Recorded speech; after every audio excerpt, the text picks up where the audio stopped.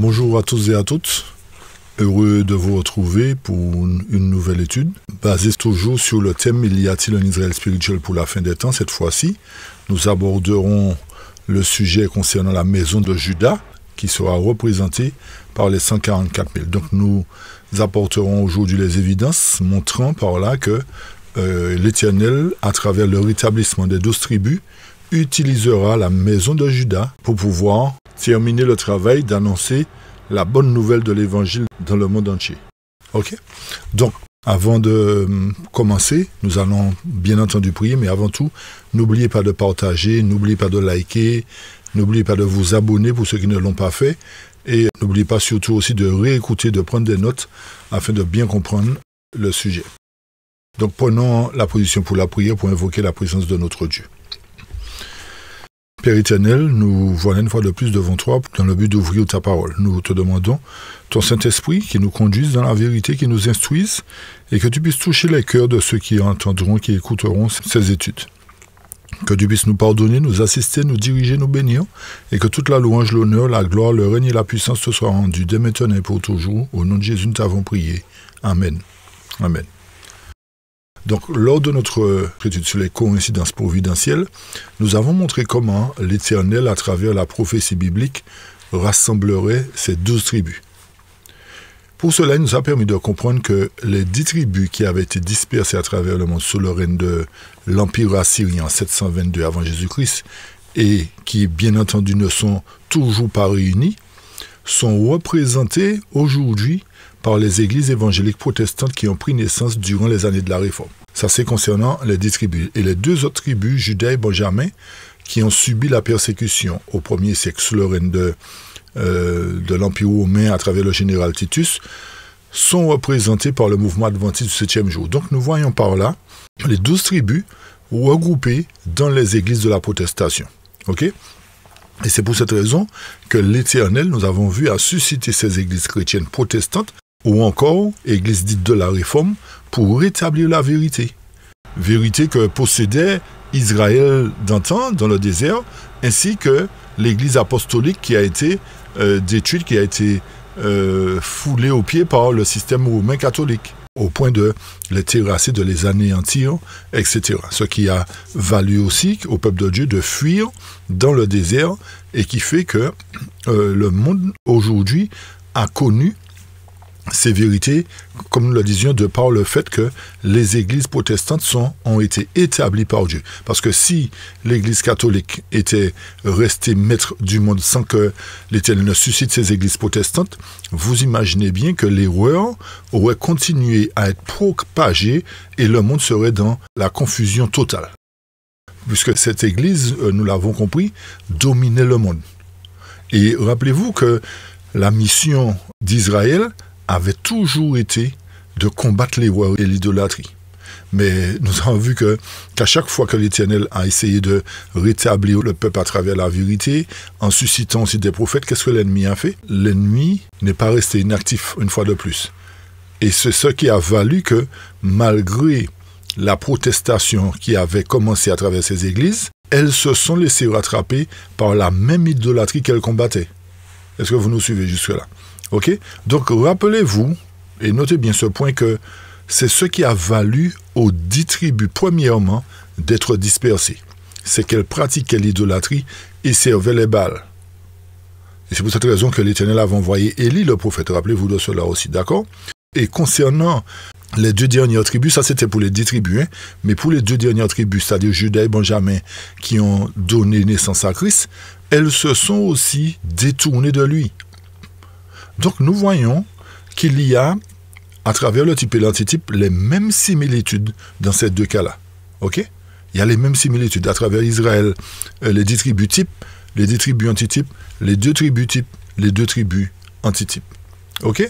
Nous avions aussi apporté d'autres évidences à travers les coïncidences providentielles, montrant par là, à travers les dates, que ces églises, effectivement, avaient un rôle important à jouer et nous verrons que la dernière église que nous avons identifié à travers la prophétie d'Ézéchiel 4 comme étant la maison de Juda est l'église de la Odyssée, l'église adventiste du 7e jour, dans laquelle l'Éternel va susciter 144 000 personnes pour terminer le travail.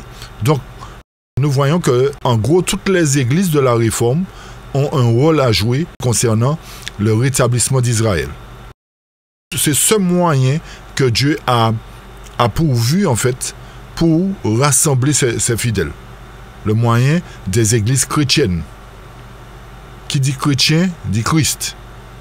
Nous allons faire tout ce cheminement avec vous pour confirmer, en fait, la raison pour laquelle l'Éternel va utiliser la maison de Juda. Pour pouvoir ramener, en quelque sorte, les 10 tribus, et non seulement les 10 tribus, mais les autres nations qui décideront de suivre l'Éternel, comme cela s'est produit lors de la sortie d'Égypte par le peuple d'Israël. Il y a eu un ramassis de païens, des convertis qui sont sortis de l'Égypte avec eux. Donc, nous aurons la même étape qui se reproduira, mais l'Éternel utilisera pour cela la maison de Juda.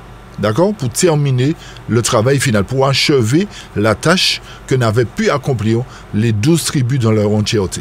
D'accord, chers amis? Très bien. Donc, quel sera l'objectif de Dieu à travers la maison de Juda? Le but est de montrer qu'à travers cette maison de Juda antitype, il rassemblera 12 000 premiers fruits de chaque tribu à travers le moyen de la vérité pure de sa parole. Un groupe que l'ennemi ne saurait corrompre cette fois-ci par de fausses doctrines ni de mauvaises interprétations bibliques. C'est-à-dire, ce groupe d'individus sera considéré comme ne mangeant plus de pain souillé. Ce qui risquerait, vous le comprenez bien, de donner un son confus au dernier message. Et ce qui empêcherait aussi l'Éternel d'avoir un peuple pur et saint, qui aurait pour mission d'illuminer la terre de la gloire de Dieu. Et d'autre part, nous verrons aussi que ce groupe-là sera invulnérable, parce qu'il a pu atteindre les 12 apôtres, ainsi que les premiers chrétiens, mais là, à travers la maison de Juda antitypique, l'ennemi n'aura aucun pouvoir sur eux. Donc c'est pour cette raison que l'Éternel, à travers tout ce déroulement, la maison de Juda, autrement dit les 12 tribus réunies dans cette maison, il terminera la mission que n'avait pu accomplir l'Israël d'antan. Donc le peuple de Dieu devra en quelque sorte être nourri de toute la vérité. C'est pour cette raison que lorsque nous avons apporté les évidences sur Ézéchiel 4, nous avons vu que toutes les vérités devraient se retrouver dans un vase, dans le but d'être formées à 100% par le moyen de la vérité pour les rendre aptes au travail qu'ils auront à accomplir très bientôt. Une fois que l'Église sera purifiée, une fois que l'ivraie et le bon grain seront séparés. Ce qui fera que cette Église sera, comme nous dit la parole inspirée, belle comme la lune, pure comme le soleil, mais terrible comme des soldats sous la bannière. Donc si ils doivent être terribles comme des soldats, ça voudrait dire qu'ils vont entrer dans un conflit. Conflit qui sera entre la vérité et l'erreur. Donc c'est pour cette raison que l'Éternel, comme il a fait dans le type, à travers les descendants de Juda, c'est-à-dire les 12 apôtres qu'il a suscités, il va faire de même avec l'Église très bientôt, en choisissant 144 000 pour terminer le travail. Donc, lorsque nous allons dans Osée 1, par exemple, versets 10 et 11, le texte nous dit, cependant, le nombre des enfants d'Israël sera comme le sable de la mer qui ne peut ni se mesurer ni se compter. Et au lieu qu'on leur disait, vous n'êtes pas mon peuple, on leur dira, fils du Dieu vivant. Et verset 11, les enfants de Juda et les enfants d'Israël, nous montrons par là que l'Éternel fait bien la distinction entre Juda et Israël. Qu'est-ce qu'ils feront? Ils se rassembleront, se donneront un chef et sortiront du pays, car grande sera la journée de Jisraël. Donc, si l'Éternel précise bien la maison de Juda et les enfants d'Israël, c'est que la maison de Juda a un rôle à jouer. Et plus nous avancerons, plus nous apporterons les évidences. Donc, en dépit du fait que les enfants d'Israël devraient être dispersés parmi les nations et qu'ils devaient être rejetés pour ne plus faire partie du peuple de Dieu, cependant, qu'est-ce que Dieu fait? En dépit de tout cela, ces descendants-là de la maison d'Israël et de la maison de Juda, c'est-à-dire tous les enfants de Jacob, devaient se multiplier comme le sable de la mer, jusqu'au moment où l'Éternel les rétablirait, jusqu'au moment où ils seraient acceptés de nouveau, et deviendraient ainsi, à partir de ce moment-là, les fils du Dieu vivant par leur Sauveur Jésus-Christ. Ok? Donc, nous voyons ici qu'il doit effectivement y avoir un rétablissement des enfants de Jacob. Ces descendants de Jacob qui doivent être rétablis ne sont pas ces juifs de souche aujourd'hui qui se battent dans le Moyen-Orient. Mais ce sont ceux, premièrement, qui ont été dispersés sous l'Empire assyrien, et deuxièmement, les deux dernières tribus qui ont été dispersées sous l'Empire romain à l'ère chrétienne. D'accord? Et c'est eux qui se sont donné le titre de chrétiens, qui signifie qu'ils appartiennent à Christ. C'est-à-dire ces descendants de ces gens-là qui perdurent leur identité raciale et nationale. Ce sont eux qui, d'après le texte d'Osée, sont devenus comme le sable de la mer qu'on ne peut ni mesurer ni compter. Ce sont eux qui doivent provenir, les enfants de Dieu, représentés dans cette prophétie allégorique. Donc, ainsi un bon nombre de ceux qui supposent provenir des nations païennes constateraient finalement qu'ils proviennent des tribus perdues de Juda et d'Israël et des juifs chrétiens apostoliques. Nous espérons que cela devient de plus en plus clair pour vous. Alors, bien entendu, aujourd'hui, nul d'entre nous ne sait jusqu'où remonte notre généalogie très loin dans le temps. Cependant, Dieu qui connaît même le nombre des cheveux de notre tête a conservé un registre généalogique précis. Un registre où chacun de nous est noté, où nous sommes tous notés. C'est pour cette raison qu'il déclare dans Psaume 87, « Je ferai mention de Rahab et de Babylone entre ceux qui me connaissent. Voici la Palestine et Tyr et Cus. Celui-ci, disait-on, est né là. » Donc ça voudrait dire que l'Éternel a gardé une traçabilité. Mais de Sion, il sera dit, c'est-à-dire la maison de Dieu, celui-ci et celui-là y est né. Et le souverain lui-même l'établira. Le souverain, c'est Christ. À quel moment? Quand l'Éternel enregistrera les peuples, il dénombrera aussi cela. Et il dira, celui-ci est né là. Donc, chers amis, nous ne pouvons pas dire que l'Éternel ne sait pas. Peut-être que nous n'avons pas cette notion, mais l'Éternel qui a écrit, en inscrivant les peuples, a la traçabilité, est capable de définir de quelle tribu nous sommes, ou de quelle tribu nous serons, lors du grand rassemblement, premièrement concernant les premiers fruits, et ensuite les tribus concernant les autres fruits, les seconds fruits. Donc, ne minimisons pas la puissance de l'Éternel dans le rassemblement qu'il a projeté de faire.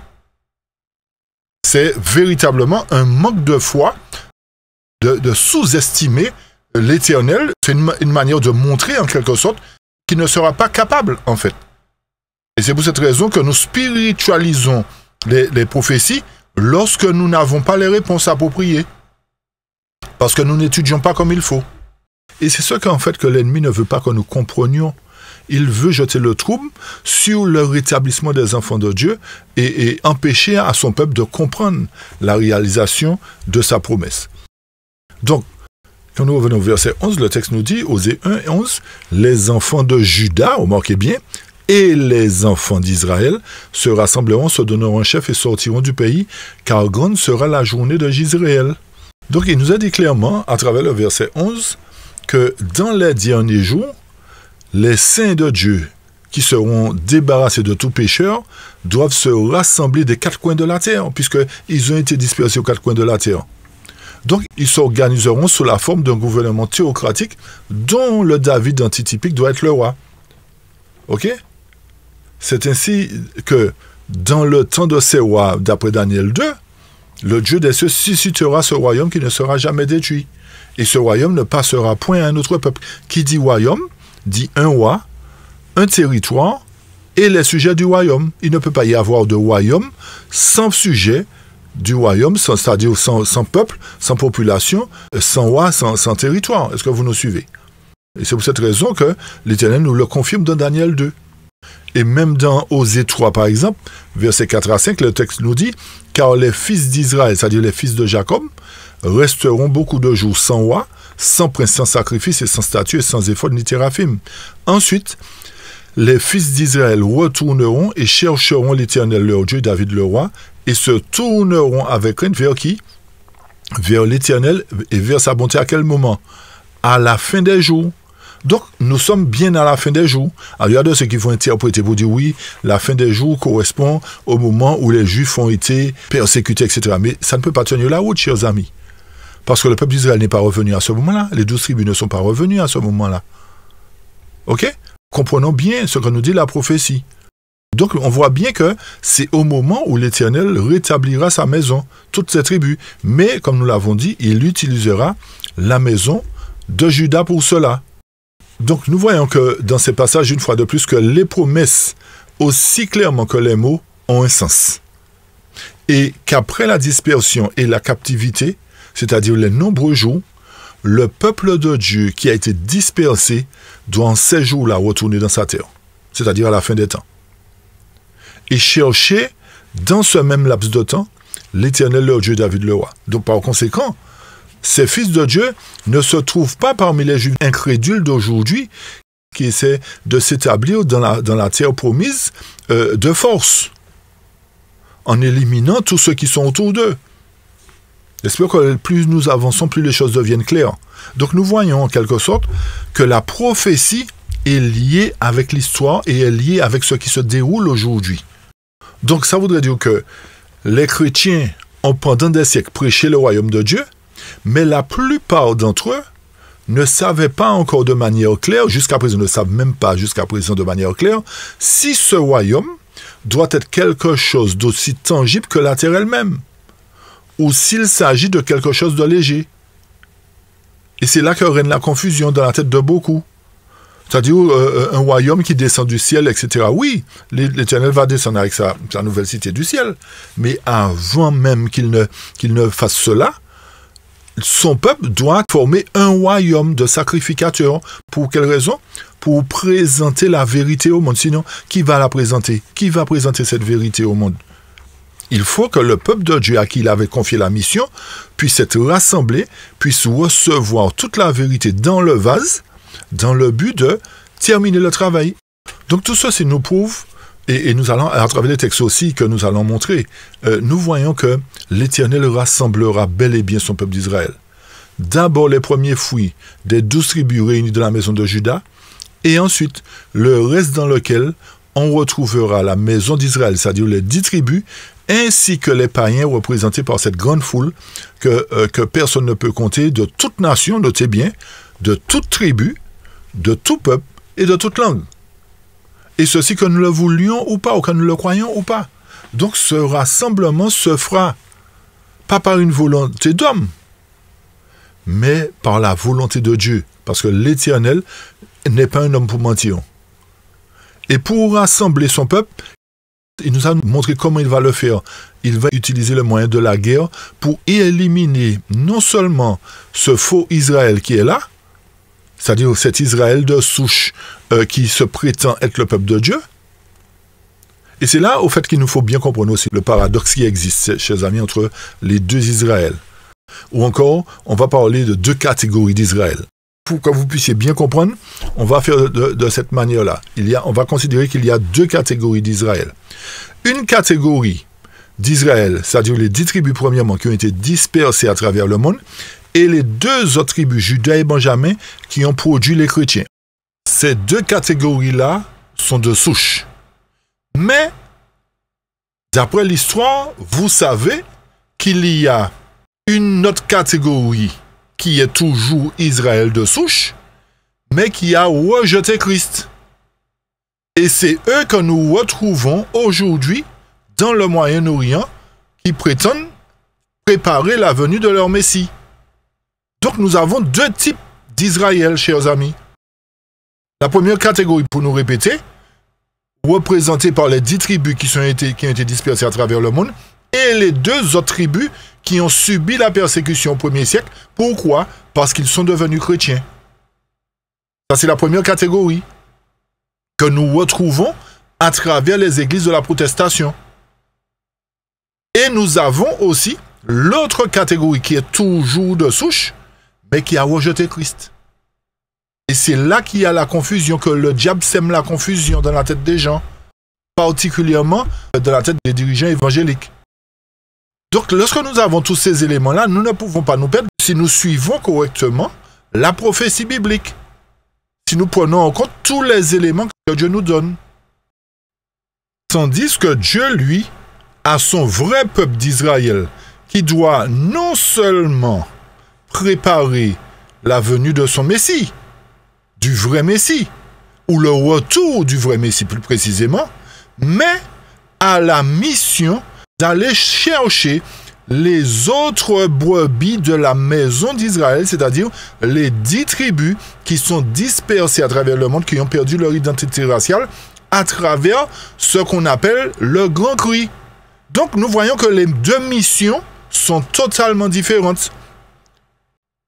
Le faux Israël de souche qui fait tout son possible pour bâtir un temple physique en l'honneur de leur Mashiach, et l'autre Israël spirituel, on va dire, ou qui est devenu chrétien à travers la maison de Juda, sera composé non pas de briques et de pierres physiques, mais de pierres vivantes, c'est-à-dire de personnes conformes à Dieu. Reliez cela à l'étude qu'on avait faite sur les deux temples, chers amis. Le type et l'antitype. C'est-à-dire, à travers la prophétie encore qu'on avait montré, nous avions présenté le fait qu'il doit y avoir un autre temple représenté par la montagne que vous voyez sur la droite ici, montagne d'Airain, d'après la prophétie de Zacharie 6, cette montagne d'Airain qui sera semblable, cette seconde montagne d'Airain, qui sera semblable à la première montagne d'Airain que vous voyez à gauche vers la croix, qui représente l'église apostolique dans sa pureté, puisque, rappelez-vous que c'est l'Éternel qui avait choisi les 12. D'accord? C'est lui qui avait choisi les apôtres. Nous avions déjà expliqué cela. Et n'allons pas revenir dessus. Donc, dans la dernière phase de l'histoire du monde, c'est lui aussi qui doit permettre le rétablissement de son peuple à travers les premiers fruits, 144 000 qui seront représentés par cette seconde montagne d'Airain. Donc, lorsque nous n'avons pas non plus les bons éléments concernant les symboles, la bonne description des symboles, nous nous perdons. Donc, en tenant en compte la montagne qui est symbole d'église de Dieu, nous voyons que lorsque la montagne de la maison de l'Éternel, selon Ésaïe 2, sera établie au sommet des montagnes, qu'est-ce qui se passera? Les nations y afflueront et diront, venez, montons à la montagne de l'Éternel. Mais tout ça pour nous montrer que montagne signifie église. Donc, comparativement aux Juifs de souche qui ont rejeté Christ et qui veulent bâtir leur troisième temple, l'Éternel montre par là que son temple qu'il bâtira sera un temple composé de pierres vivantes, chers amis. Donc, ne nous trompons pas. Et comme nous disons, nos amis évangéliques, ne comprenant pas cette partie de prophétie, s'appuient sur le fait que Israël souche qui se bat aujourd'hui, c'est lui le peuple élu. Et vous allez écouter les différentes vidéos, vous allez regarder sur le net les différents pasteurs évangéliques des États-Unis, notamment John Hagee, qui prennent effectivement que cet Israël-là qui se bat, c'est le peuple de Dieu. Et ils prétendent que lorsqu'Israël remportera la victoire, ils auront une part avec eux parce qu'ils les ont soutenus. Tout ça pour nous montrer la confusion qui règne, chers amis. J'espère que les choses deviennent plus claires, chers amis, pour vous. J'espère que ça devient plus clair. C'est pour cette raison que nous prenons encore une fois le temps d'aller étape par étape avec vous pour apporter toutes les informations dans le but que le peuple de Dieu ne marche plus dans la confusion. Pour que ce second temple à la ressemblance divine soit établi, l'Éternel va utiliser la maison de Juda. C'est-à-dire ceux qui lui sont fidèles dans la maison de Juda. Comme cela s'est produit dans le passé avec les apôtres. Ceux qui ont été fidèles, ils sont sortis de Juda et de Benjamin, c'est eux qui ont proclamé la vérité. L'Éternel va terminer de la même manière avec la maison de Juda. Ok, chers amis? Pour aller chercher, comme nous avons dit tout à l'heure, les autres brebis perdus de la maison d'Israël. Ainsi que ceux, bien entendu, qui veulent accepter Jésus aussi comme leur sauveur personnel, c'est-à-dire les païens qui seront greffés à l'olivier. Mais l'Éternel rétablit la vérité avant qu'il soit trop tard. Et sur cette plateforme, nous sommes là pour dire la vérité à 100%. Chers amis, ce qui provient de la parole de Dieu, montrant par là que l'Éternel doit terminer la mission de sauver le monde à travers le dernier message, le grand cri, par son peuple, la maison de Juda, les 144 000 qui iront dans le monde en vainqueur et pour vaincre. Il nous faut comprendre pour quelle raison, en fait, c'est la maison de Juda qui terminera le travail. Ce que nous apportons comme évidence aujourd'hui nous montre bien que le diable est en train de faire tout son possible pour tromper l'humanité. Et c'est pour cette raison que vous voyez aujourd'hui la plupart des pays occidentaux soutenir Israël. Les soutenir au bec et ongle parce que pour eux, ce peuple-là, c'est le peuple élu. Alors que Dieu, à travers la prophétie biblique, nous dit non. Ce peuple élu-là sortira des églises de la protestation parce qu'ils sont devenus chrétiens. Est-ce que vous commencez à comprendre la situation dans laquelle l'ennemi nous a fait entrer dans cette confusion qui nous a conduits, chers amis? Au point qu'aujourd'hui, on rejette la vérité, on ne croit pas au rétablissement du vrai Israël, mais on croit à l'établissement du faux Israël. Donc c'est pour cette raison que l'Éternel, à travers la maison de Juda, il va réunir 144 000 qui le représentent, 144 000 personnes qui le représentent, qui iront dans le monde pour dénoncer tout ce faux système-là, que ce soit juif, que ce soit païen, que ce soit mondialiste, etc., etc., etc. Parce que l'ennemi a créé la confusion. Alors, vous voyez pourquoi l'Éternel nous dit que l'histoire d'Israël nous a été donnée pour nous servir d'exemple. Ce qui revient à dire que si nous prenons le temps d'étudier l'histoire de ce peuple-là, nous verrons exactement que c'est la même chose qui se reproduit, qui se reproduira. Donc, ça nous prouve que l'histoire ne ment pas, chers amis. Sauf si nous laissons les menteurs nous relater l'histoire. Malheureusement, nous avons donné priorité aux menteurs. Il est temps aujourd'hui que nous acceptions la vérité. Et comme on a tendance à dire, le mensonge prend l'ascenseur et la vérité l'escalier. Mais il arrivera un moment donné où l'ascenseur va tomber en panne. Et que la vérité va prendre le dessus. Et progressivement, chers amis, l'Éternel va permettre à cette vérité-là de continuer à cheminer. Et ce sont ceux seulement qui voudront marcher dans la vérité, qui désireront véritablement marcher dans la vérité, qui l'accepteront par la foi. Alors, plaise à Dieu que nous soyons de ce côté-là, de ceux qui marchent par la foi. Donc, voilà le problème dans lequel le peuple de Dieu se trouve aujourd'hui. Et comme il n'étudie pas, il reste dans la confusion. Et le diable se réjouit dans cela. Il prend plaisir à ce que le peuple de Dieu reste toujours dans la confusion, n'admettant pas que Dieu va réunir ses 12 tribus. Et en amenant une majorité aujourd'hui à mépriser l'église adventiste, particulièrement, et remarquez bien, c'est la seule église qui est la plus méprisée aujourd'hui. Parmi les chrétiens, je parle. Hein? D'accord? C'est elle qui est la plus méprisée. On encourage un maximum de personnes à l'abandonner, à la rejeter, etc. Mais les autres églises évangéliques, là, pourquoi elles sont là alors? Et pourtant, ce sont tous des protestants. Vous voyez le travail de l'ennemi encore?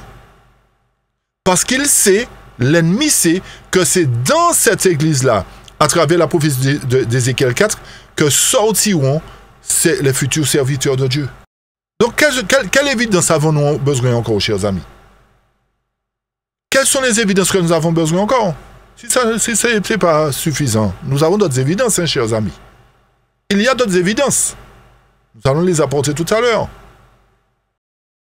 Si vous aviez bien suivi ce que nous avons dit au départ, nous avions dit que c'est par le moyen de la guerre que l'Éternel éliminera ces nations pour faire place à son peuple qui doit être rétabli bientôt.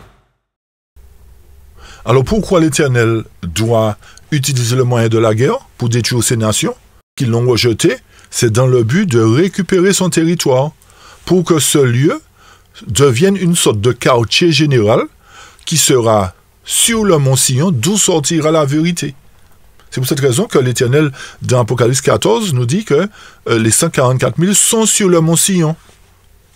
Et ce lieu sera non seulement une sorte de quartier général pour pouvoir envoyer son peuple dans le monde, comme la chambre haute était le quartier général où le peuple de Dieu devait recevoir le Saint-Esprit en puissance avant d'aller dans le monde. Ce lieu sera aussi un abri et un refuge contre les fléaux, comme cela était le cas pour Israël d'antan. Vous comprenez bien que si l'Éternel n'avait pas établi ces religions chrétiennes protestantes, toutes les autres religions, c'est-à-dire bouddhistes, mahométistes, hindouistes, ainsi que la fausse église chrétienne catholique, et j'en passe, ces gens-là auraient dominé le monde et auraient continué à proclamer les l'erreur.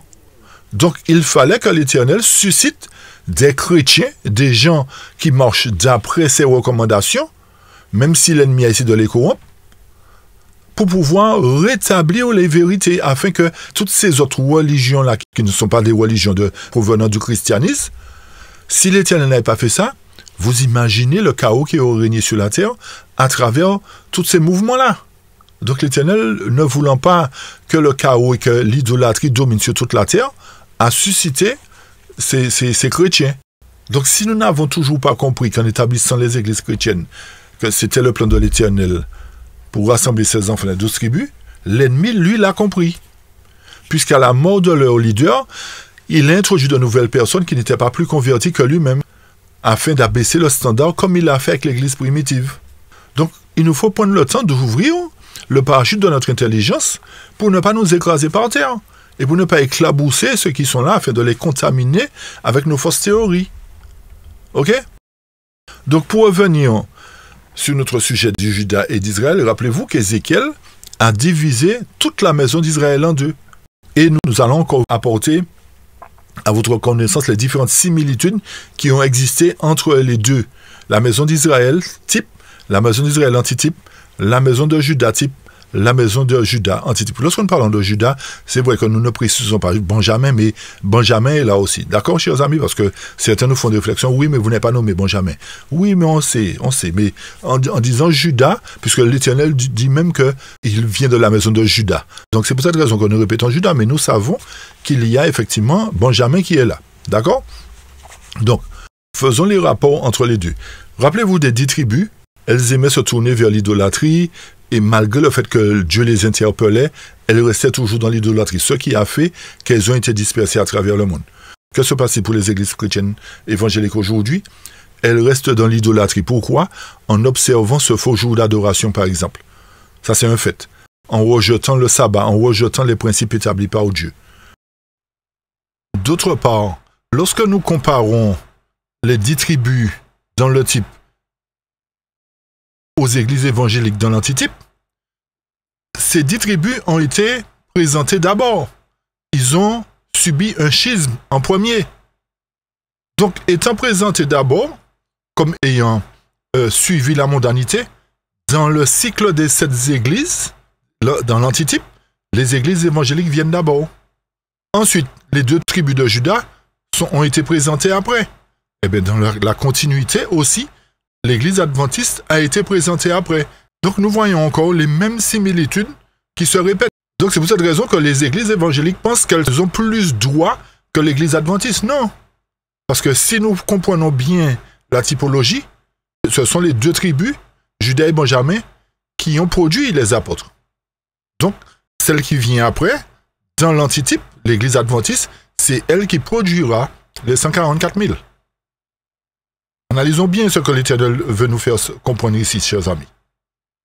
Donc ça, c'est un autre point qu'il faut retenir. Donc ça prouve bien qu'il y a une similitude entre les 2 catégories du peuple d'Israël.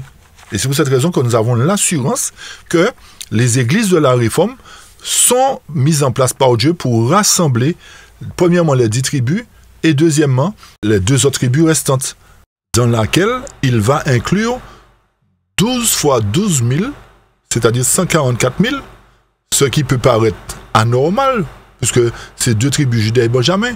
Mais comme nous l'avons dit, nous allons faire les liens qui existent entre le type et l'antitype pour montrer que cela s'est produit comme ça, dans le type, forcément, comme il n'y a rien de nouveau sous le soleil, que tout ce qui a été, c'est ce qui sera, donc nous allons retrouver la même chose dans l'antitype aussi. Soyons patients. Lorsque nous allons plus loin pour comparer l'église juive à l'église de Laodicée, que s'est-il produit lorsque les Juifs ont méprisé Jésus et l'ont rejeté et l'ont cloué sur la croix? Qu'est-ce qu'ils ont fait? Ils ont continué à interpréter à leur guise les paroles de Moïse, les paroles des prophètes, et par leur manque de foi en Christ leur Sauveur, ils se sont condamnés eux-mêmes et ont perdu tout espoir de salut.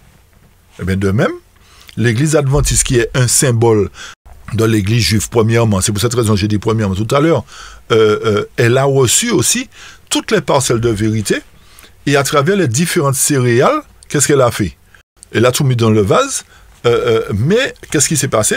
Comme les Juifs, ils ont méprisé la vérité, ils ont rejeté Christ tout en prétendant le servir, puisque la parole inspirée nous dit dans Service chrétien, page 49, que l'Église s'est détournée de son chef Christ et retourne résolument en Égypte. Donc, si ce n'est pas Christ que nous suivons, que suivons-nous? Qui suivons-nous? Donc, rappelez-vous que l'histoire nous a montré que le peuple adventiste a rejeté le message de la justice de Christ en 1890 et 40 ans après a rejeté à nouveau le message. Eh bien, qu'est-ce que les Juifs ont fait? Comme nous l'avons dit, ils ont rejeté Christ, ils ont rejeté le message de Christ. Donc, nous voyons ici, par là, les deux similitudes. Tout cela pour nous amener à identifier effectivement la maison de Juda, pour montrer comment elle va se rétablir. Chers amis, notez aussi cela. D'accord? Ça voudrait dire qu'ils n'ont pas eu foi, en parlant du peuple adventiste, ils n'ont pas eu foi dans les messages que Dieu leur a envoyés. Ils ont rejeté le message et les messagers. Ces messages qui portaient l'empreinte divine à travers la justification par la foi. Donc nous voyons que les mêmes causes produisent les mêmes effets. Donc si nous ne voyons pas les parallèles qui existent aujourd'hui, c'est que nous sommes vraiment aveugles. Et c'est, encore une fois, nous voyons que c'était le plan de Dieu de susciter et d'amener à l'existence ces églises de la Réforme pour rassembler les 12 tribus. Et suite à cela, quand nous revenons encore une fois sur l'église juive, c'est-à-dire les 2 tribus, qu'est-ce qui s'est passé? Lorsqu'ils ont été rejetés par Dieu, lorsqu'ils se sont condamnés eux-mêmes et qu'ils ont méprisé Jésus-Christ, qu'est-ce qui s'est produit après? Jésus lui-même, il a choisi 12 apôtres. Pourquoi? Parce que l'église juive ne pouvait pas continuer la mission. Et ces 12 apôtres-là sont sortis de la tribu de Juda et de Benjamin.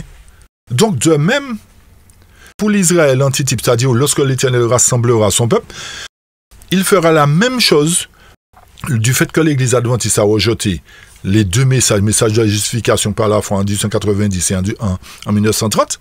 Qu'est-ce que l'Éternel nous fait comprendre? Qu'il va choisir des ouvriers de la 11e heure. Des ouvriers qui vont terminer le travail comme il l'a fait à l'époque apostolique. Vous parlez similitude, chers amis? Beaucoup se disent, mais comment se fait-il que l'Éternel va rassembler 12 tribus dans 2 tribus, c'est-à-dire la tribu de Juda et de Benjamin? Nous avons l'impression qu'à travers les 2 tribus qui ont donné naissance à Christ, il n'y avait que les descendants de Juda et de Benjamin. Pas du tout, chers amis, pas du tout. C'est parce que nous n'avons pas toutes les notions. Nous n'avons pas pris le temps d'approfondir ce qui s'est passé dans l'histoire. Nous avons laissé les menteurs nous raconter l'histoire. Et ils nous ont trompés. Voilà. Il est vrai que Paul a dit qu'il était de la tribu de Benjamin, selon Philippiens 3, verset 5 ou Romains 11, verset 1. Mais il y a Barnabas qui, lui, était de la tribu de Lévi. Est-ce que vous nous suivez? Et pourtant, nous parlons de Juda et de Benjamin. Qu'est-ce qu'il venait faire là? L'Éternel ne fait rien par hasard, chers amis. Si Benjamin était de la tribu de Lévi et qu'à cette époque-là, il y avait des Lévites, c'est que l'Éternel a voulu que, malgré le fait que les 10 tribus soient dispersées à travers le monde, qu'il y ait quand même une compagnie de personnes qui ne soient pas parties avec les 10 tribus. Il faut qu'on fasse marcher notre logique aussi, chers amis. Déjà, premièrement, l'élément important que nous avons, c'est que tous les apôtres étaient juifs. Tous les apôtres étaient juifs. Et ce qui revient à dire que tout juif est Israël. mais tout Israël n'est pas juif. Nous avions déjà apporté cette évidence-là pour vous. Qu'est-ce que nous voulons dire par là? Les Juifs proviennent d'Israël. Donc tout Juif est Israël. Mais tout Israël n'est pas juif, c'est-à-dire les 10 tribus qui ont été dispersées à travers le monde ne sont pas juives, puisqu'elles étaient déjà dispersées avant même que les 2 dernières tribus s'appellent juifs. Étant donné que la Bible nous dit que le salut vient des Juifs, ce n'est pas des Juifs dans n'importe quel sens, mais c'est montré par là que les vrais Juifs sont des Juifs de cœur, des Juifs que l'Éternel a choisis, premièrement à travers les apôtres, et qu'il choisira à nouveau à travers l'église de Laodicée, une fois qu'il aura mis de côté, on va dire, ou qu'il aura fait la séparation de l'ivraie et du bon grain. Donc, ces vrais Juifs-là, ou encore ces vrais Israélites-là, seront représentés comme étant au nombre de 144 000. Quelle évidence nous voulons encore? Il y a des évidences. Pour nous répéter, Christ a choisi 12 apôtres qui provenaient d'Israël, bien qu'étant représentés à travers 2 tribus, Juda et Benjamin. De même, il rassemblera 144 000 premiers fruits d'Israël qu'il réunira dans la maison de Juda, antitype. Donc, apportons les autres confirmations. Déjà, la première confirmation devait nous permettre de comprendre que tous les apôtres étaient juifs, ou plus précisément israélites, ils provenaient d'Israël. Ça, c'est une chose. Alors, apportons notre évidence. Allons dans 1 Chronique 9, versets 1 et 2. Le texte nous dit « Tout Israël est enregistré dans les généalogies et inscrit dans le livre des rois d'Israël. Et Juda fut emmené captif à Babylone à cause de ses infidélités. » Donc Juda, quand on parle de Juda et Benjamin, les 2 dernières tribus, c'est elles qui ont été emmenées captifs à Babylone. Et le verset 2 nous dit « Les premiers habitants qui demeuraient dans leur possession, dans leur ville, étaient les Israélites, les sacrificateurs, les Lévites et les Nétiniens. » Donc ça voudrait dire qu'il y avait déjà à Jérusalem des Lévites, qu'il y avait des Israélites. Et le verset 3 nous dit, à Jérusalem habitaient qui? Des fils de Juda, des fils de Benjamin, et des fils d'Éphraïm et de Manassé. Donc nous voyons par là qu'il n'y avait pas seulement Juda et Benjamin qui étaient là, mais qu'il y avait des fils d'Éphraïm, des fils de Manassé. Et nous apportons encore une autre évidence, chers amis. Nous apportons une autre évidence concernant Anne. Pour cela, allons dans Luc 2, verset 36. Que nous dit le texte dans Luc 2, 36? Il y avait aussi une prophétesse, Anne, fille de Phanuel, de la tribu d'Azer. Elle était fort avancée en âge, elle avait vécu 7 ans avec son mari depuis sa virginité. Donc nous voyons qu'il y avait aussi des gens de la tribu d'Azer, chers amis. Alors, nous ne pouvons pas dire que l'Éternel ne sait pas ce qu'il fait. En rétablissant 12 tribus dans la maison de Juda, il nous montre que c'est ce qu'il a fait dans le passé. Il l'a fait avec les apôtres. Tous les apôtres étaient juifs, mais dans ces 2 tribus, Juda et Benjamin, il y avait des gens d'Azer, il y avait des gens de Benjamin, il y avait des gens de Juda, il y avait des gens d'Éphraïm, etc. Donc, voilà des évidences qui nous montrent que même si ces 2 tribus qui étaient mentionnées, Juda et Benjamin, nous voyons que l'Éternel, à travers toutes les références que nous avons montrées, n'a pas appelé seulement des gens de Juda et de Benjamin, mais il y avait parmi eux des gens d'autres tribus. C'est pour nous montrer que le fait qu'il a appelé 12 est un symbole des 12 enfants de Jacob. À tel point qu'il a dit des apôtres qu'ils sont représentés dans l'Apocalypse 21 comme étant le fondement de sa ville. Et concernant les fils d'Israël, véritablement, il dit que leurs noms sont écrits sur les 12 portes de la ville. L'Éternel ne se trompe pas encore une fois. Mais tout cela, c'était pour établir la relation entre le type et l'antitype. Comme nous avons toujours dit, chers amis, la Bible est remplie de typologie. S'il y a un type, il doit y avoir un antitype. Et l'Éternel donne toujours les évidences. Donc voilà les évidences qui nous montrent que, comme une fois pour nous répéter, bien qu'il y avait que 2 tribus, mais l'Éternel va rassembler dans ces 2 tribus les descendants des 12 tribus. Et à ce moment-là, ils seront représentés comme étant une élite, chers amis. on va dire qu'ils seront considérés comme étant les meilleurs qui proclameront cette vérité pour aller chercher leurs frères qui sont dans l'idolâtrie, comme nous l'avons dit précédemment, ainsi que les païens qui entendront ces vérités, qui prendront position pour l'Éternel lorsque la proclamation du grand cri se fera. Alors j'espère que là c'est vraiment beaucoup plus clair pour chacun de nous. Et qu'à travers toute la prophétie, nous voyons encore une fois comment l'Éternel nous dévoile ses plans. Pour cette raison qu'il dit qu'il y a une bénédiction pour ceux qui étudient la prophétie et qui nous appelle à ne pas les mépriser. Donc ceux qui méprisent, malédiction. C'est pas moi qui le dis, comprenez bien, soyez logique, hein? D'accord? Ok, très bien. Alors vous voyez clairement une fois de plus qu'à travers la prophétie d'Ézéchiel 4 et à travers les coïncidences providentielles, vu que les adventistes correspondent à Judas, eh bien donc les 144 000 doivent sortir de la maison de Judas antitypique. Mais pas dans sa phase laodicéenne. Retenez bien, on insiste sur ça, pas dans sa phase laodicéenne. Hein. C'est une fois que la moisson sera faite, comme ça s'est fait à l'époque des Juifs d'antan. Le but de la maison de Judas, c'était quoi? D'évangéliser le monde à travers les apôtres. Rappelez-vous que la tribu de Judas a une lignée messianique et que Christ, provenant de cette tribu, doit être celui qui rétablira toutes choses, qui rachètera son peuple, qui réunira ses 12 tribus.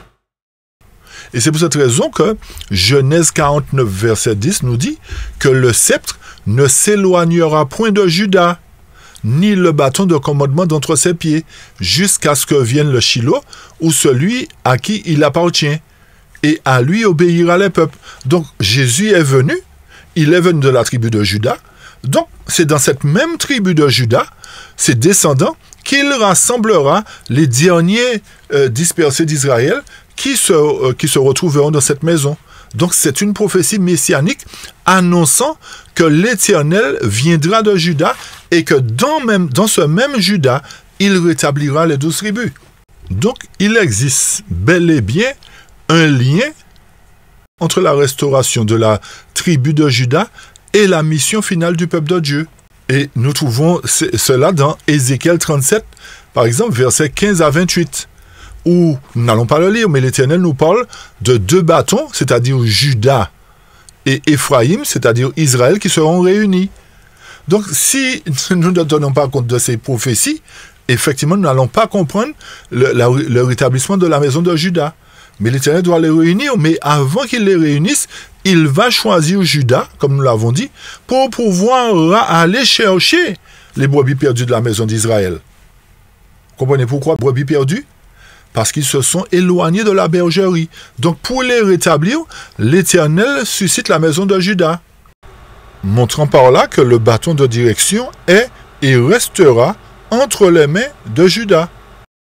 Et même dans Apocalypse 7, à travers la vision des 144 000 scellés, la tribu de Juda est mentionnée premièrement, ce qui montre son rôle prééminent dans l'œuvre finale de Dieu. À travers la prophétie d'Ézéchiel, il nous permet de comprendre comment le travail va se terminer, comment il va achever l'œuvre. Et lorsque nous faisons le lien, nous voyons que c'est comme ça qu'il a commencé, il va faire la même chose. Donc, cette prophétie-là représentée dans Ézéchiel, par exemple, hein, et dans d'autres passages aussi, nous signale l'unité et la restauration finale du peuple de Dieu, sous l'autorité du roi Messie Jésus-Christ. Puisque, comme nous avons dit tout à l'heure, s'il doit mettre un royaume en place, il faut qu'il soit maître du royaume. Il faut que nous soyons le sujet du royaume. Donc, le but de l'Éternel à travers ce royaume-là, c'est de faire quoi?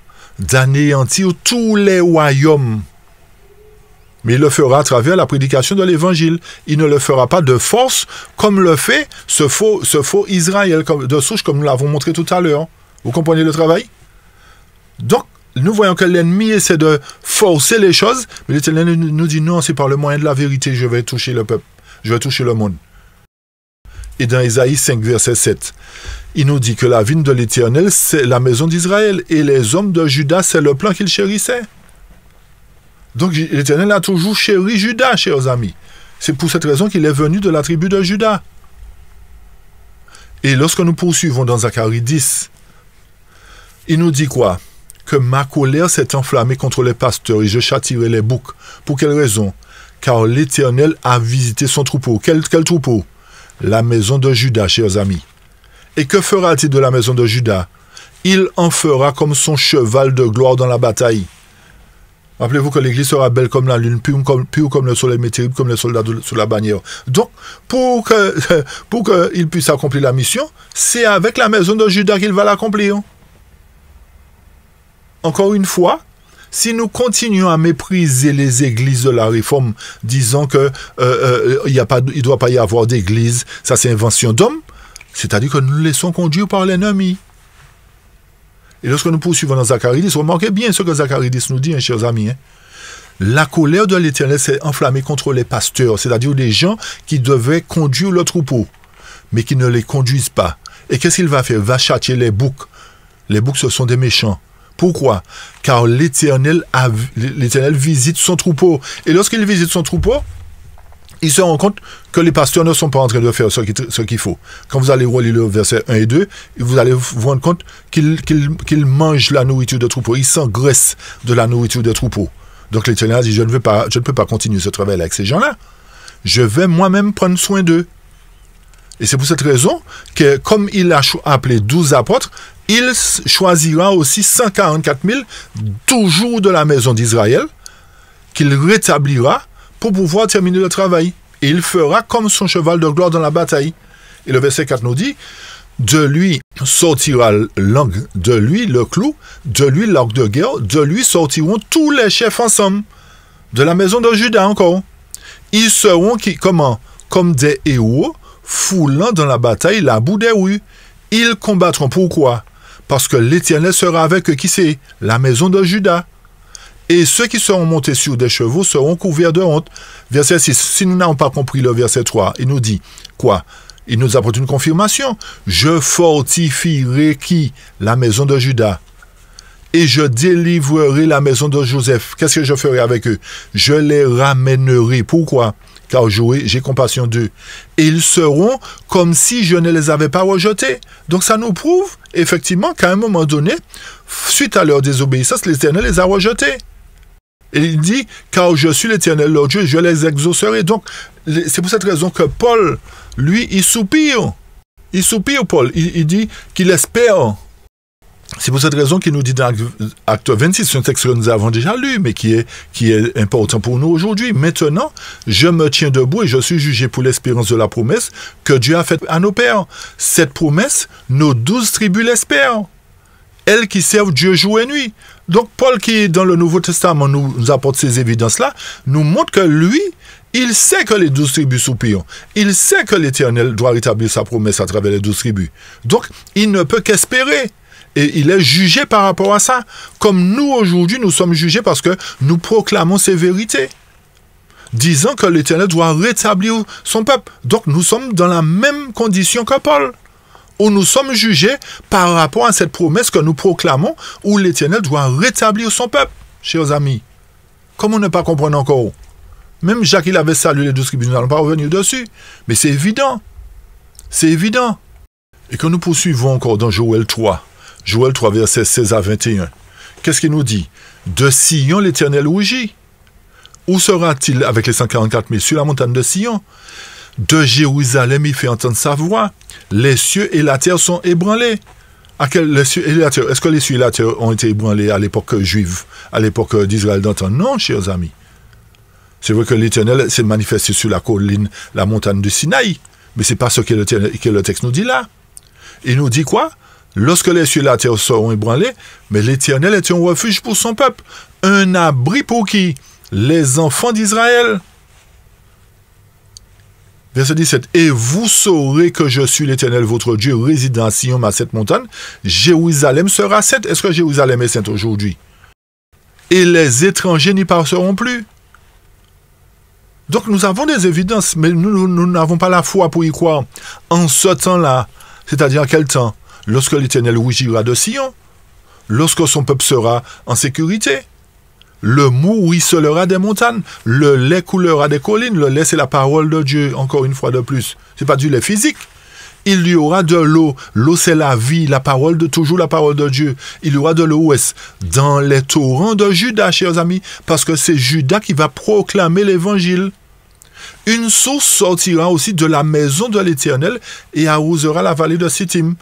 L'Égypte sera dévastée, Édom sera réduit en désert. Édom, c'est un converti, païen, ésaïite, à cause des violences contre les enfants de Juda.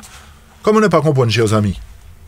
Vous voyez, le peuple de Juda a une mission particulière dont ils ont, alors, à cause des violences contre les enfants de Juda, dont ils ont répandu le sang innocent dans leur pays. Mais Juda sera toujours habité et Jérusalem de génération en génération. Je vengerai leur sang que je n'ai point encore vengé et l'Éternel résidera en Sion. Donc l'Éternel n'a pas encore vengé le sang des apôtres, le sang des martyrs, les premiers chrétiens. Il n'a pas encore vengé leur sang, puisqu'ils disent, mais Seigneur, jusqu'à quand, rappelez-vous la parole prophétique, jusqu'à quand tarderas-tu à rendre justice, à venger notre sang, jusqu'à quand? Eh bien, Joël nous dit qu'il va le venger, il va venger son sang à un moment donné. Lorsqu'il résidera en Sion, il va faire tous ceux qui ont fait couler le sang de ses apôtres, de ses enfants, il va les faire payer. Ils vont passer à la caisse. OK?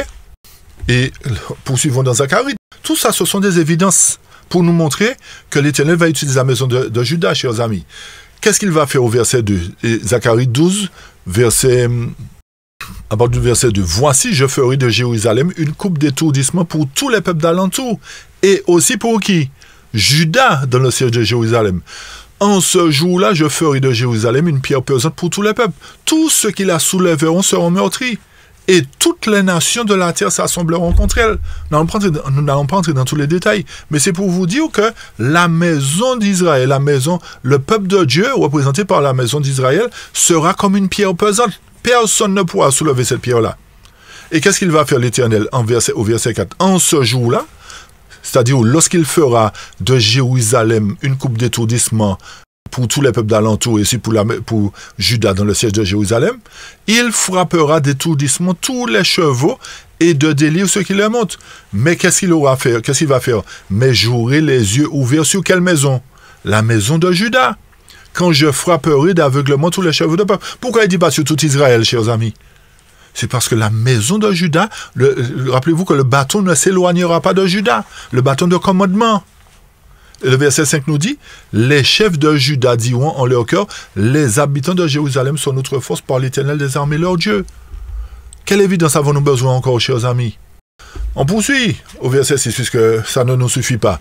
En ce jour-là, toujours Zacharie 12, verset 7, en ce jour-là, je ferai des chefs de Juda, pas toute la maison d'Israël, mais les chefs de Juda, comme un foyer ardent parmi du bois. Ça veut dire qu'ils vont mettre le feu partout où ils passent. Ils vont allumer le feu. C'est pas allumer le feu comme Johnny a dit là, allumer le feu. Non, c'est pas ça, non. D'accord? Ils vont allumer le feu comme une torche enflammée parmi des gerbes. Ils dévoreront à droite et à gauche tous les peuples d'alentour à travers la puissance de l'évangile qu'ils vont proclamer. C'est ça, allumer le feu. Le feu de l'Esprit va allumer. L'Esprit Saint va illuminer le monde entier de la gloire de Dieu. Et Jérusalem restera à sa place à Jérusalem. Qu'est-ce que nous avons besoin encore? Verset 7. L'Éternel sauvera qui d'abord? Les tentes de Juda, chers amis. Afin que la gloire de la maison de David, la gloire des habitants de Jérusalem ne s'élève pas au-dessus de Juda. En ce jour-là, l'Éternel protégera les habitants de Jérusalem et le faible parmi eux sera de ce jour comme David. La maison de David sera comme Dieu, comme l'ange de l'Éternel devant eux. En ce jour-là, à quel moment? Au moment où l'Éternel va utiliser va utiliser Juda comme un foyer ardent parmi du bois, il s'efforcera de détruire toutes les nations qui viendront contre Jérusalem. Donc nous voyons qu'il sauvera d'abord en premier lieu les tentes des hommes plutôt que les maisons ou les palais. Ça veut dire que l'Éternel sauvera d'abord le commun du peuple, les laïcs, pour que les ministres ne puissent point s'exalter au-dessus des laïcs. Puisque, alors, nous voyons bien que ces versets n'ont jamais trouvé leur accomplissement dans Jérusalem ou dans quelque autre partie du monde.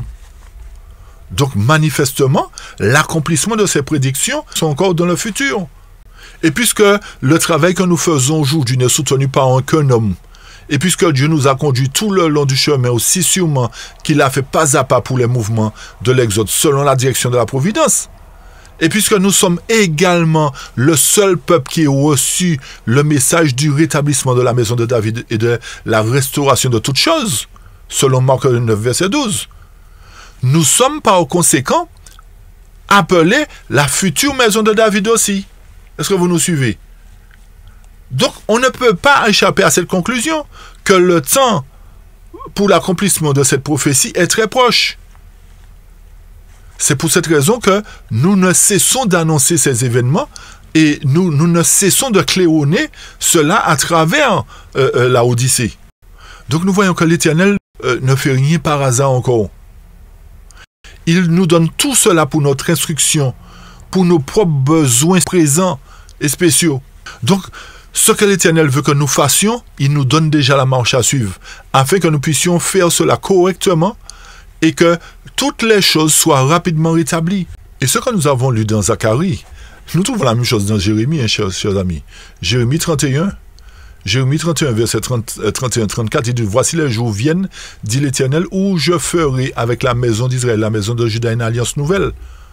Non comme l'alliance que j'ai traitée avec leur père, le jour où je les ai saisis par la main pour les faire sortir du pays d'Égypte, alliance qu'ils ont violée. Quoique je fusse leur maître, dit l'Éternel. » Et c'est là qu'il nous faut comprendre. Suivez bien ce qu'on va apporter comme explication, chers amis, c'est important. Verset 33. « Mais voici l'alliance que je ferai avec la maison d'Israël. Après ces jours-là, dit l'Éternel, je mettrai ma loi où est-ce? Au-dedans d'eux. Je l'écrirai où est-ce? Dans leur cœur. Et je serai leur Dieu. Ils seront mon peuple. Celui-ci n'enseignera plus son prochain, ni celui-là son frère, en disant, connaissez l'Éternel, car tous me connaîtront, depuis le plus petit jusqu'au plus grand, dit l'Éternel. Car je pardonnerai leur iniquité, et je ne me souviendrai plus de leurs péchés. Donc, l'Éternel promet qu'il va faire une nouvelle alliance avec toute la maison d'Israël. Israël et Juda, les 12 tribus. Il promet, chers amis. L'Éternel a déjà promis quelque chose qu'il ne fait pas. Les hommes promettent, ils ne font pas. Mais l'Éternel ne promet pas et puis il ne fait pas. D'accord? Il a dit qu'il va faire tout cela quand il va pardonner leur iniquité. Lorsqu'il ne se souviendra plus de leurs péchés, chers amis. Donc ça voudrait dire qu'à un moment donné, l'Éternel doit effacer leur iniquité. L'Éternel doit les racheter dans le but qu'ils soient une lumière pour le monde. Ok? Donc ici est faite la promesse d'un nouveau contrat, d'une nouvelle alliance. Et cette nouvelle alliance ne ressemble pas à cette alliance-là que Dieu fit avec nos prédécesseurs au jour où ils sortit d'Égypte. C'est ce qu'on nous dit le texte. Au jour où Dieu écrivit les commandements sur des tables de pierre afin de les garder. Au lieu de cela, il fait une nouvelle alliance. Une alliance qu'il doit écrire dans les cœurs. Et c'est à ce moment-là que chacun de nous le connaîtra sans avoir été enseigné. Comme nous disons, chers amis, il ne s'agit pas d'une nouvelle loi, mais d'une nouvelle alliance, un nouveau contrat afin de garder sa loi. Et donc la différence est, comme nous venons de le dire, est qu'au lieu d'écrire la loi sur des tables de pierre, il l'écrira sur des tables de chair qui sont nos cœurs. La place qu'occupe maintenant la loi du péché.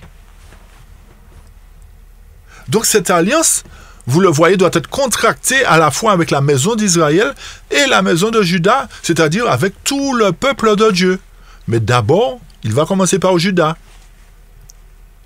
Donc souvenez-vous que les Écritures ne disent pas que nous ne pouvons garder la loi, alors qu'elle est écrite sur les tables de pierre, mais elles disent en définitive que nous ne le pouvons, car ceux qui transgressent la loi sont repris à cause de cela. Par conséquent, nous devons même maintenant à peine garder les commandements alors qu'ils sont encore écrits sur la pierre.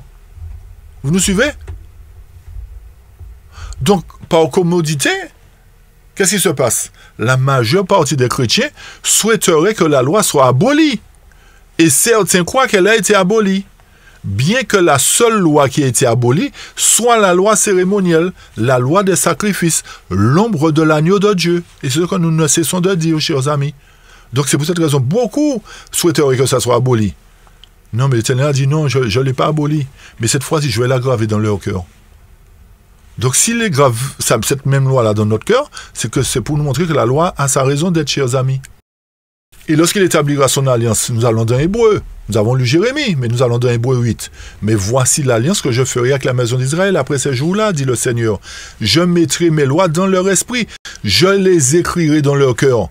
Donc Paul confirme. Paul nous dit qu'il mettra ses lois dans leur esprit et qu'il les écrira dans leur cœur. Et je serai leur Dieu, ils seront mon peuple. Donc à partir du moment où l'Éternel mettra dehors, expulsera l'erreur, le peuple de Dieu aura la loi écrite dans son cœur.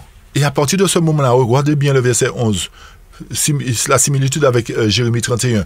Aucun n'enseignera plus son concitoyen, ni aucun son frère en disant « Connais le Seigneur », car tous me connaîtront, depuis le plus petit jusqu'au plus grand d'entre eux. Parce que je pardonnerai leur iniquité, et je ne me souviendrai plus de leurs péchés. En disant une alliance nouvelle, il a déclaré la première ancienne. Or, ce qui est ancien, ce qui a vieilli est près de disparaître. Donc, l'Éternel va mettre un terme, en quelque sorte, à la loi sur la pierre. C'est lui qui décide, hein? Et il va la mettre dans nos cœurs. C'est ça qui va disparaître, chers amis. Mais la loi ne disparaîtra pas, puisqu'elle sera dans notre cœur. Ok? Ne tordons pas le sens des Écritures. N'interprétons pas comme nous voulons. Et pour bien comprendre encore, pour arriver vers la fin, bien que nous avons encore beaucoup de textes à voir, mais bon, nous essayons de faire court. Dans Ézéchiel 21, verset 27, qu'est-ce qu'il dit? J'en ferai une win, une win, une win. Pourquoi l'Éternel répète ça 3 fois? Mais cela n'aura lieu qu'à la venue de celui à qui appartient le jugement et à qui je le remettrai. Donc, dans ce chapitre-là, la maison d'Israël et de Juda sont mises en évidence une fois de plus. Et c'est pour cette raison que Dieu déclare clairement dans ces versets qu'il avait 3 wins à accomplir. Et qu'après cela, qu'est-ce qui allait se mettre en place? Le royaume ne devrait plus exister jusqu'à la venue de celui à qui appartient le jugement et à qui il le remettrait. C'est-à-dire qu'après les 3 destructions, c'est-à-dire win, win, win, celui à qui appartient le jugement viendra et le royaume sera restauré, chers amis. Est-ce que vous nous suivez? Donc, la première win a eu à quel moment? Lorsque la Syrie renversa la maison d'Israël, le royaume de des tribus. La seconde win a eu lieu à l'époque où le roi de Babylone renversa la maison de Juda, le royaume des 2 tribus. Et la troisième win a eu lieu lorsque Titus, en l'an 70 après Jésus-Christ, détruisit Jérusalem. Donc à chaque fois, le peuple de Dieu a subi win sur win. C'est ainsi que nous réalisons que nous vivons maintenant dans la période postérieure à la troisième win, chers amis, encore, à la troisième destruction. Période au cours de laquelle celui à qui appartient le jugement, c'est-à-dire l'Éternel lui-même, doit venir et établir son royaume. Puisque nous avons passé les 3 étapes de win, ce qui revient à dire qu'à partir du moment où l'Éternel fera son jugement, son royaume sera établi, chers amis. Qu'avons-nous besoin de plus encore? Des sardines et des carangues? Donc le fait même que l'inspiration ait dévoilé ces prophéties, qu'elle les ait portées à l'attention de l'Église, cela nous pousse à savoir avec certitude que l'époque de la restauration du royaume est proche et que nous vivons donc l'époque du scellement des 144 000 ou encore le rétablissement de la vraie maison de Juda. Donc si nous sommes fidèles, nous serons de leur nombre. Et nous nous tiendrons, bien entendu, avec l'agneau sur le mont Sion. C'est la réponse que Dieu nous donne. Notre devoir est simplement d'accepter la vérité. Et si nous voulons obtenir la vie éternelle, nous ne devons pas permettre à l'ennemi de la vérité d'introduire le doute dans notre esprit. Et nous ne devons permettre à personne de nous détourner de cette vérité. Car vous savez bien que le diable ne restera pas là à ne rien faire. Ce n'est pas son habitude. Il fera tout afin de vous vaincre. C'est son travail, c'est son but. Donc, il nous faut sonder, comme nous dit la parole. Il nous faut réaliser que la Bible enseigne cette vérité afin que nous puissions nous décider. La Bible parle de la restauration du peuple de Dieu réellement. Vous ne pouvez plus perdre une minute, chers amis. Parce que l'heure est tardive. Le jour est sur le point de s'achever. Et lorsque la nuit vient, personne ne peut travailler. Et c'est pour cette raison que l'Éternel a conduit l'Église dans le désert, chers amis. Et c'est dans le désert qu'il va parler à nos cœurs. Remarquez bien que l'Église apostolique a fui dans le désert. Et c'est dans le désert que l'Éternel va lui parler. Et qu'est-ce que l'Éternel va lui faire lorsqu'elle sera dans le désert? Là, verset 15, « Je lui donnerai ses vignes et la vallée d'Achor comme une porte d'espérance. Et là, elle chantera comme au temps de sa jeunesse. Et comme au jour où elle remonta d'Égypte. » Donc, il est fait mention du peuple d'Israël, il n'est pas fait mention des païens. Mais nous savons bien qu'effectivement, lorsque le peuple d'Israël est parti d'Égypte, il y a des païens qui sont venus avec eux. C'est la même chose qui va se faire. Donc l'Éternel promet de donner à toute sa maison ses vignes et la vallée d'Achor. Donc l'Éternel la place d'abord dans l'embarras, dans la plus grande détresse, l'amène dans le désert, le lieu où elle est capable de le trouver, et Dieu promet de la séduire à nouveau. Lorsqu'il va l'attirer dans le désert, il parlera à son cœur, et pour parler de manière spécifique, c'est-à-dire après qu'elle ait émergé de ce temps de détresse au 1er siècle, sous Titus, Dieu l'amène non pas dans sa vigne, non pas dans la terre promise, mais dans le désert. Est-ce que vous avez bien compris le cheminement? L'Éternel, pour qu'il puisse rétablir son peuple, il a fait passer une détresse. Les premiers chrétiens ont subi la détresse. Il les a conduits dans le désert. Et dans le désert, il leur parle. Et remarquez bien que le désert, c'est la terre des païens. Ce n'est pas la vigne, puisqu'il a dit qu'il va leur donner sa vigne, il va leur redonner leur vigne. Donc, après cette rencontre avec le Seigneur, il aura à nouveau sa vigne. Et la vallée d'Achor sera pour ce peuple, pour son peuple, comme une porte d'espérance. Et à ce moment-là, elle va chanter comme au temps de sa jeunesse. Donc ça voudrait dire qu'il y a un rétablissement. Donc cette vallée d'Achor par laquelle le peuple passera, qui lui donnera le moyen de se réjouir comme au temps de sa jeunesse, c'est cette porte d'espérance. C'est ce seul moyen pour elle de sortir de cette situation critique. Remarquez bien que la vallée d'Achor n'a pas une seule signification. Elle représente une purification totale qui a comme but la destruction des pécheurs en son sein. Et ceci avant qu'elle ne possède la terre, chers amis. Et c'est ce seul moyen-là pour elle de devenir l'épouse de Dieu, honnête et respectable. Et pour avoir plus de précision encore, c'est dans cette vallée d'Achor que Josué lapida les tout derniers pécheurs en Israël. Comprenez bien ce que l'Éternel fait, chers amis. Je reprends.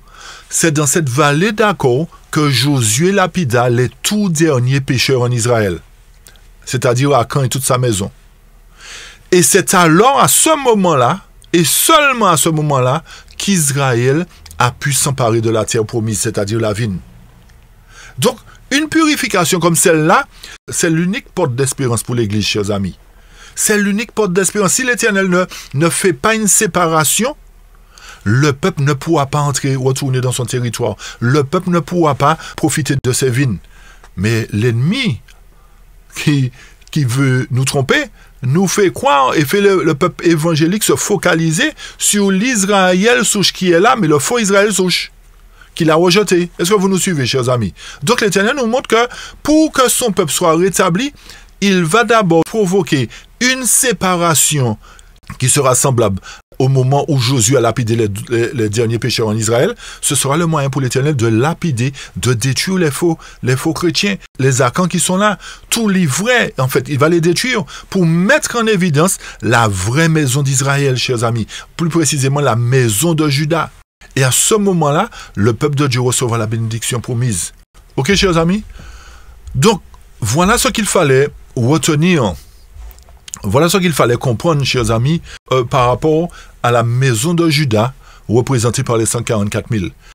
Jérémie 33, versets 14 à 16. « Voici les jours viennent, dit l'Éternel, où j'accomplirai la bonne parole que j'ai dite sur quoi? Sur qui? Sur la maison d'Israël et sur la maison de Juda.